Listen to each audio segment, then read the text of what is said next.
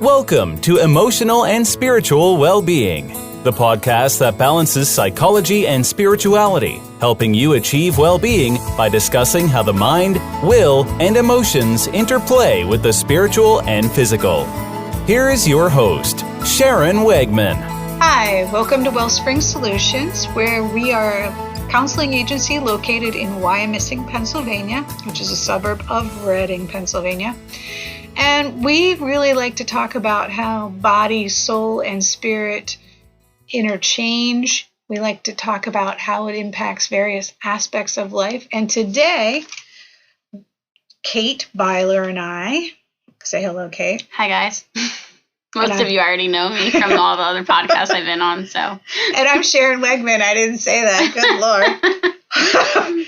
We are going to talk about understanding the teen brain because it's a passion of Cait in particular. Yeah. Because she sees a lot of teenage clients, and it's a passion of mine as a former parent of teenagers and educating parents in parenting better. So Go ahead, Cait, why don't you start? Yeah, I mean, I guess a lot of the reasons for this podcast is to hopefully help empower some of the parents, to feel like they understand at least what their teen is going through, even at a very normal teenage stage. Your teenager doesn't even have to be going through anything super dramatic or significant to just have a hard time understanding them, I think. So, absolutely. And when I was a kid, nobody taught me about the teen brain. Right.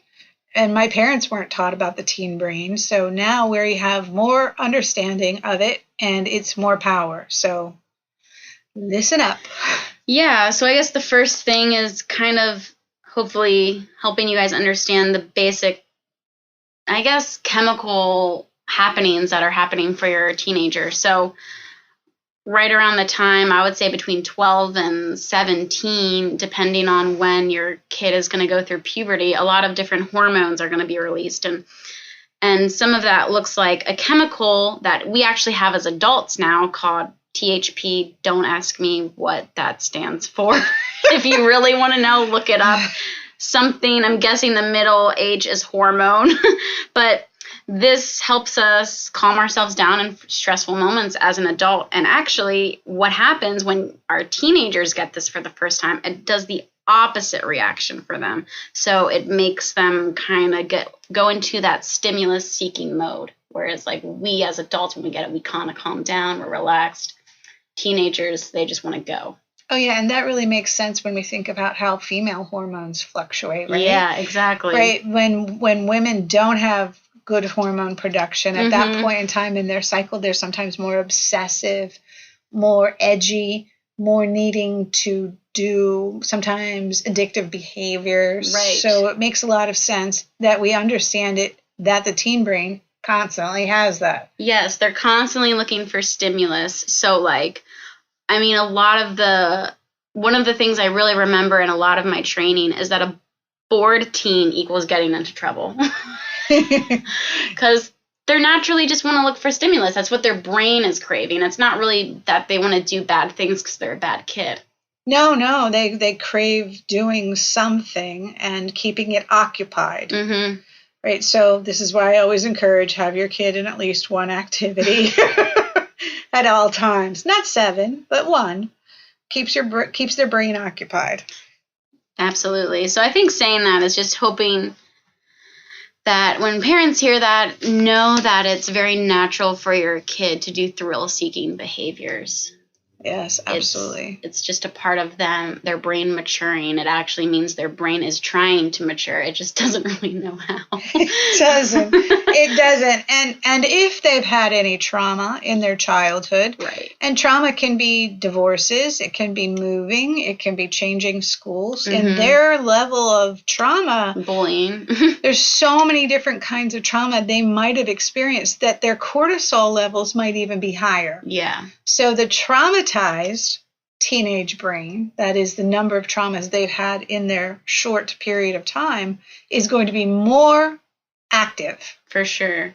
And harder to lower those cortisol levels, I would say, as a teenager. Whereas once your brain's kind of fully developed, we have clients come in here.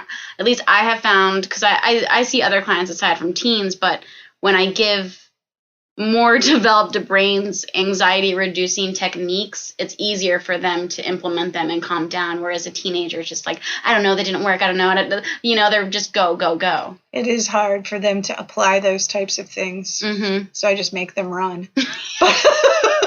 Kidding. but the idea being is they don't know how to stay focused enough to do that type of activity because their brain is so stimulated. Right.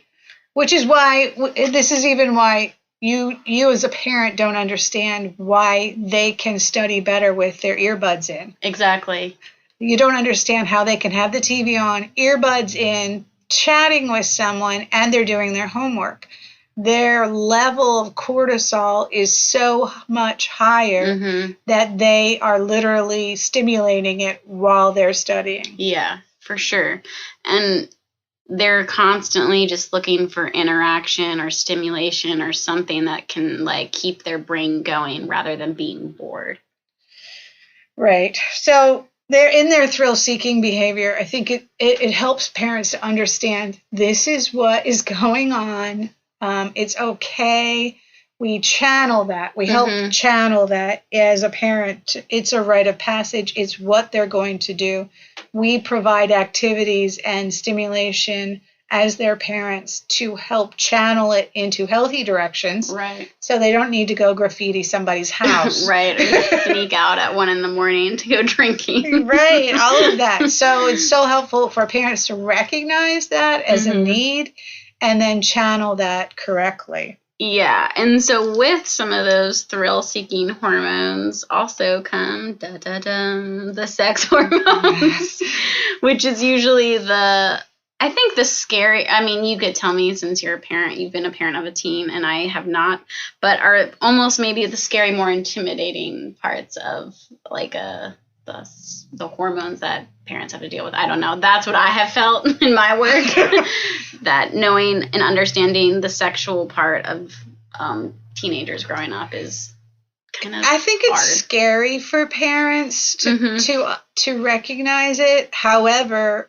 we were them at one point in time. Right. And I think because of different traumas that we may have experienced in our childhood, we can add our anxiety to how we deal with that subject. And we never want to do that because the subject should be able to be discussed easily without trauma, our trauma. Right. And our child shouldn't feel like we're pushing to have this discussion so that our own anxiety is decreased. Yeah. So I think talking about sex starts very early. Yeah, especially now, I would say, even more than before. Oh, my goodness. You have to be able to begin talking about it. I would say probably 4, maybe even 3, where you're just naming the correct body parts so that you can easily say the word penis. Right. So you can easily say a word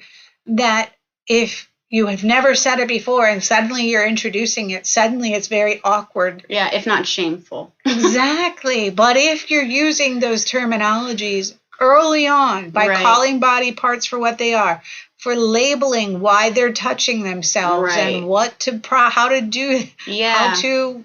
And, like, why they're doing that. And, Absolutely. like, it's not something to be ashamed of, but giving them education and discussing about it instead of making it a secret.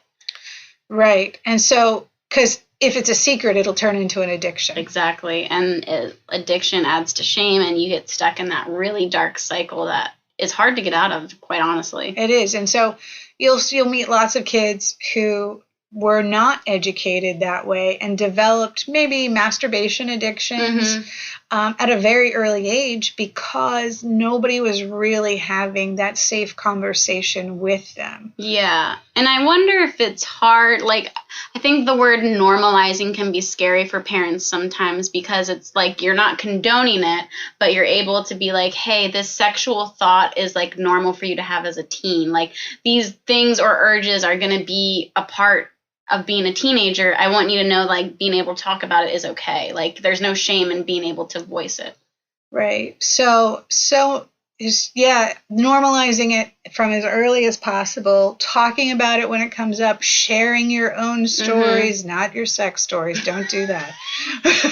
But like I can even remember my mother, who had had a bad experience in her childhood, talk to me about sleepovers and what can sometimes happen at sleepovers if you're not aware of what happens and how to deal with that and what can be an escape route. Right. And that was helpful to me, even though I had no idea what the heck she was talking about, because she didn't give me the other stuff.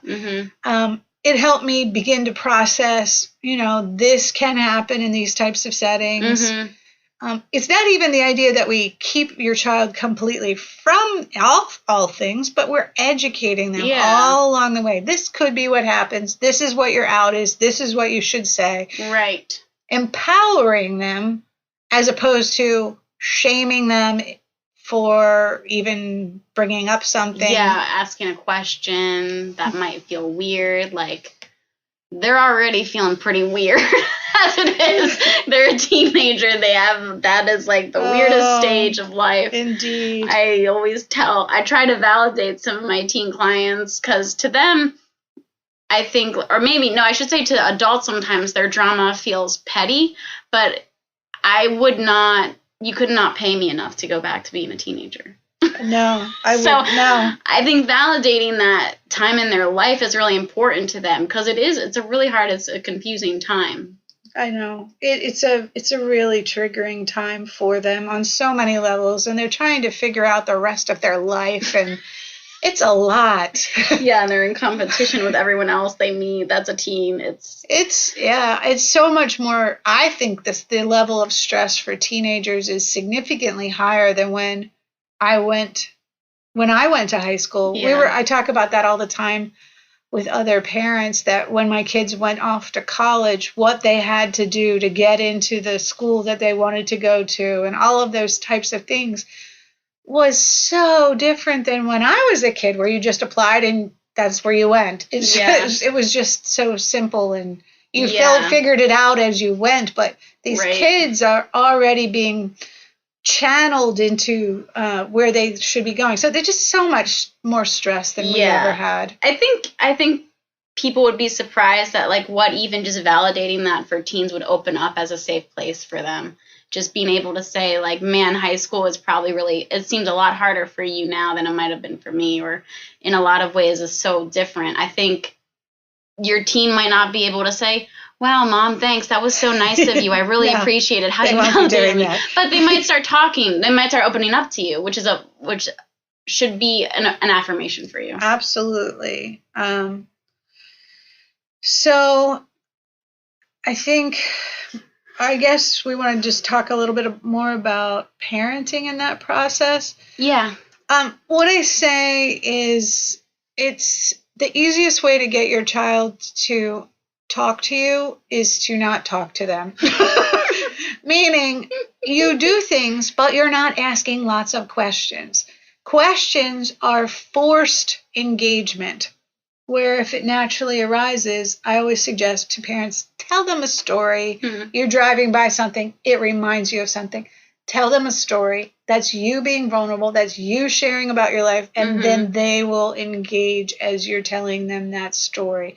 Have a shared thing that you do, whatever it is. Right. Whether it's, for my daughter, it was going to thrift stores. That was a shared thing.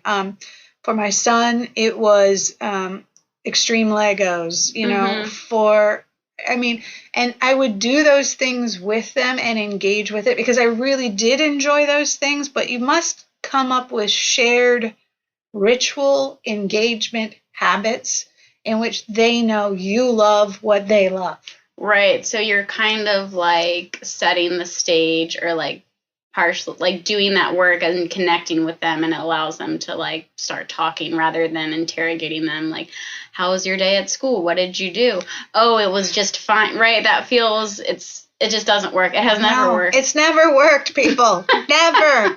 I ask them every day how their day was, and they just say, fine. Well, then don't. Yeah. Tell them about something that happened in your day. I made an effort to find something amusing from my day that was in some way embarrassing or shameful, because that seems to happen a lot. And I would share those stories, and that would make them laugh. And because I was being vulnerable, they would be vulnerable. Right. And I think we sometimes demand vulnerability from our children when we ourselves are not vulnerable. Right. Well, and I think that reminds me, we forgot to hit like this point too. Vulnerability is also teaching them intimacy. Yes. And like intimacy can be very confusing for teens if we're not able to relate to them in it and talk to them about it or differentiate in it. Sure. And I can remember, both of my children asking me about things regarding maybe same-sex things. And early on, the discussion has always been understanding how intimacy is formed in attachment. Right. I'm sorry, but my children are raised by a therapist. And how a distant relationship can impact a desire for different types of intimacy because you don't have that. Because that's even true for us as adults. Oh, for sure. If we didn't have a good mom or a good dad, we grieve that we don't have that. So if we who are adults understand that, right, and they who are all hyped up on cortisol don't understand that. Right, that can be pretty confusing. They are going to be very confused by the lack of relational connection they have, but the desire to have it and how to move into that. Right. So, I mean, hopefully this isn't too brash to say that if you're a parent and you don't really understand your own intimacy needs and have intimacy work, doing that work in therapy would greatly benefit. Oh my goodness. It's so important to understand how you attach to people. Right.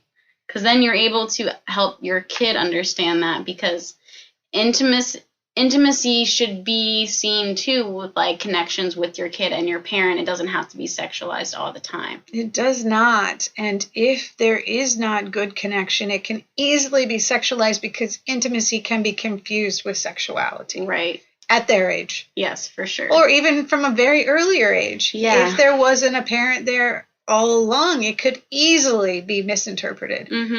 Or maybe even opposite. I have a very aggressive parent who makes me disdain that sex because of what they've done.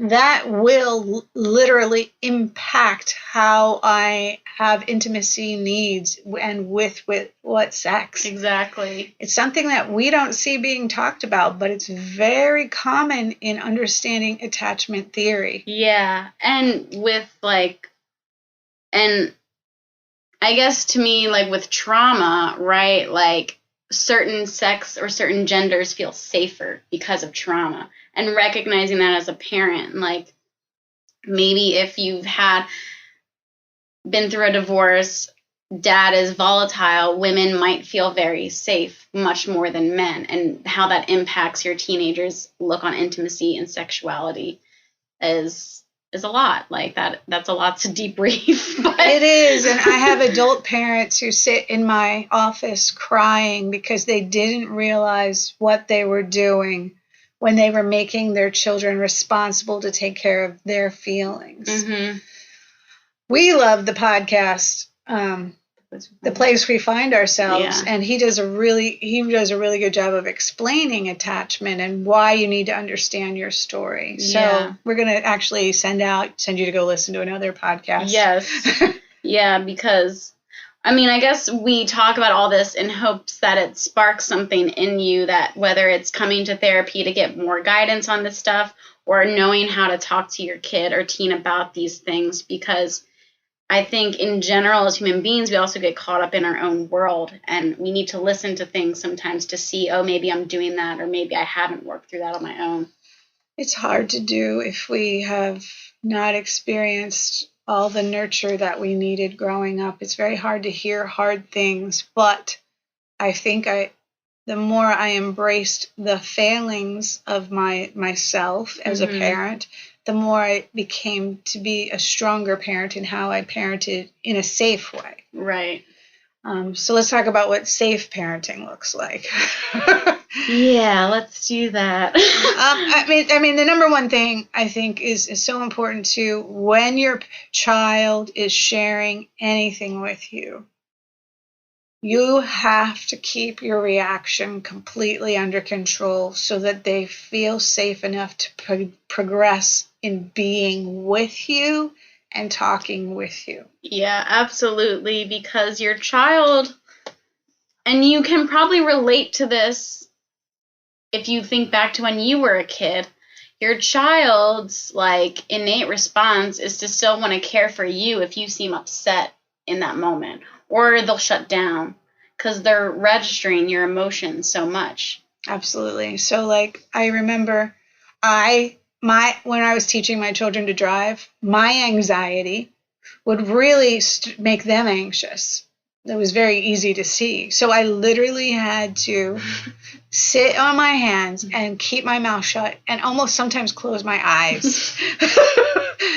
But it made it safe for them to experiment with driving in a way that they could ask. Mm-hmm. But the worst that would happen is they might have a mistake, and the reality of it, they will learn from that mistake. Right. That's how they learn, is through mistakes. Right. And they don't make that same mistake again if we don't shame them for that. It changes them. So, number one, when they share something with you, mm-hmm. you have to hide your anxiety. Right. You have to hide your anger. You have to hide anything that's going to make them suddenly feel shameful or scared of how you're experiencing them. Yes. And hopefully you have a space outside of that moment to experience whatever feelings you need to, just not with them. Right. I always tell my parents, it's not your job to process your feelings with your child.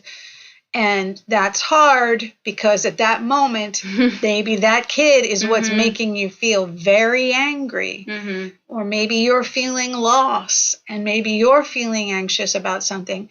And so if you talk about how that makes you feel with them, that doesn't mean we don't eventually hold them accountable for it. For sure. If you talk about it with them at that point in time, in that agitated state, they're not going to continue to talk to you about those types of things. Right. So, number one, keep your emotions to yourself. Mm-hmm. That's so hard, but it's what they need to feel because they're coming to you to have safe attachment. Yep. And if you can't be that safe person, they're not going to keep coming. Right. I'm going to also say, I think sometimes when people bring up a feeling, a child comes and brings up a feeling, like somebody makes them uncomfortable, mm-hmm. it's very important for you as a parent to not dismiss whatever emotion they are expressing. So this person feels uncomfortable. I don't know why. We process that. We don't dismiss it. Mm-hmm.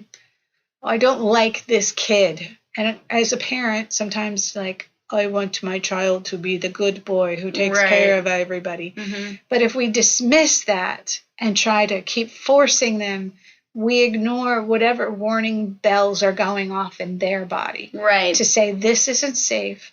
This isn't good for me. This is not going to be good for me. So we cannot be dismissive of their personal experience of another child or their personal experience of an adult. We have to process that and figure that out with them. Yeah, and I think even being able to validate them, almost like by validating them by engaging with them about that feeling, right? Like, what makes you feel that way around this person?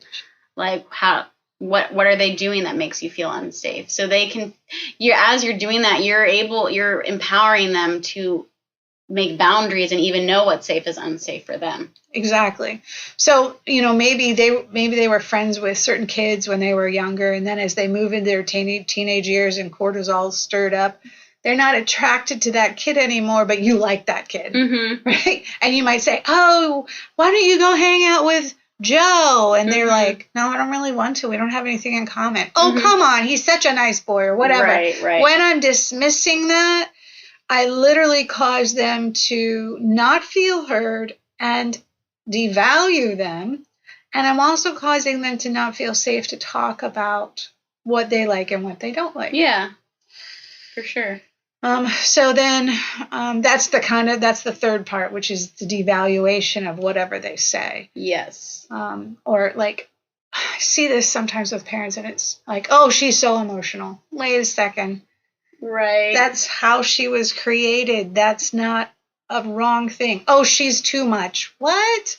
No. Right. What? Maybe she's actually the one who's calling out what's actually happening in the house when nobody else is. Right. So being able to hear them really well instead of shut it down.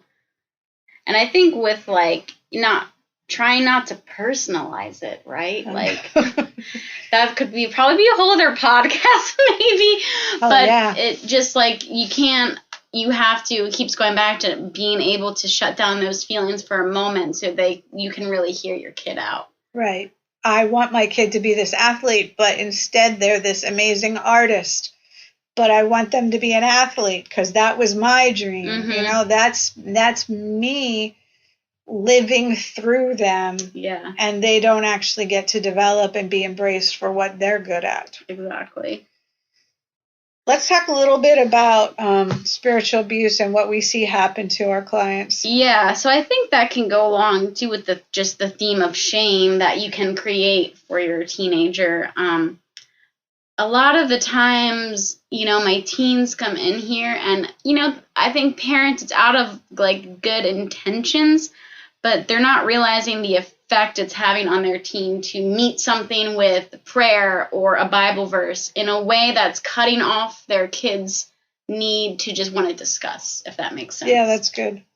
That's good. And so what can happen is if we use our religious beliefs or Bible verses or in this, Cait mentioned prayer to stop the conversation, mm-hmm.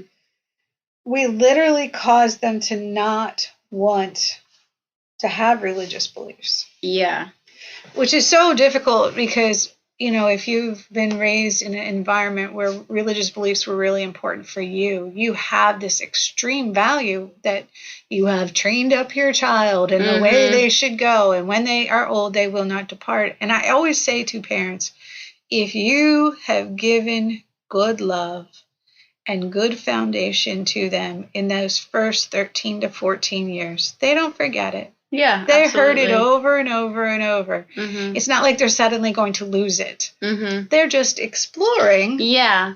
And I think just, again, I want parents to know that if your teen is even questioning their faith or kind of dismissing the Bible or faith in general right now, like that's them trying to work it out and become their own person. I've always appreciated, or I never thought about it this way. I never really grew up in the church per se, but parents that when their kid reaches a certain age, allow their kid to choose if they want to go on a Sunday morning, like things like that, where you're allowing sometimes your kid to process how are they experiencing God and their faith, and it might not look like how you want it to in that moment. No, it might. It might not. And that's the scary part for parents because we worry that we didn't give them the spiritual foundation that is going to produce, the same kind of relationship with a God. And so I think sometimes this is where becomes a big battleground for a lot of parents is this person's expressing this and I'm sending them Bible verses every other day or whatever. And I'm not calling out any particular parent, so please don't write me about this. Because it happens a lot. Yeah. It happens a lot. And I feel like the child doesn't feel valued. Yeah. And I think because your child also does want your approval, it creates a lot of shame for them. And they have a hard time being able to critically think about it. So let's say your kid might, I don't know, maybe they try to be vulnerable with you about the topic of sex before marriage or something, and you keep telling them God created it this way, like this is what the Bible says, and all of a sudden they feel ashamed that they even had that thought or want or might think of it differently, because they partially want to have you approve of them, but also there's no room for discussion because you're just kind of talking about what the Bible says instead of being able to have a personal conversation, if that makes sense. Right, exactly. To be able to even say, this is what could happen one way or the other. Mm-hmm. You know, the critical thinking of go down this path, that's what this looks like. Go down this path, that's what this looks. Go down this path, that's what this looks like. That's that critical thinking that they need to have, be empowered to have. Mm-hmm. And that sometimes that's what we need to see parents foster when it comes to religious beliefs, because we see these kids raised in very authoritarian homes, and they go away and they are completely off the deep end, going to a Christian college because that's the only thing parents would pay for. Right. And they're just doing everything. Why? Because they've only been parented via authoritarian rules as opposed to authoritative, where you're able to talk about things and talk about critical thinking and process out the end result of each thing. It just makes me think of like that parents, like teens, want to see a human being in front of them. They don't want to see someone religiously verbatim giving them answers from a Bible that they can read. They want to hear your human thoughts, your stories, maybe like how you would see it. And when they don't get that, things become internalized, and that idea of religious abuse and shame just starts stirring in them, and they can't process out anything else. And that gets really dangerous for their mental health. Like it Absolutely. It does. It sets off in a lot of different ways. Because we got cortisol going on. Yeah, exactly. And they're still just discovering abstract thought. Like they can't really think abstractly completely yet. Yeah, so the brain is not fully developed until at least 25. Yeah. But if there was significant trauma, in which a lot of cortisol was released early on, it goes all the way up to about 30. Yeah.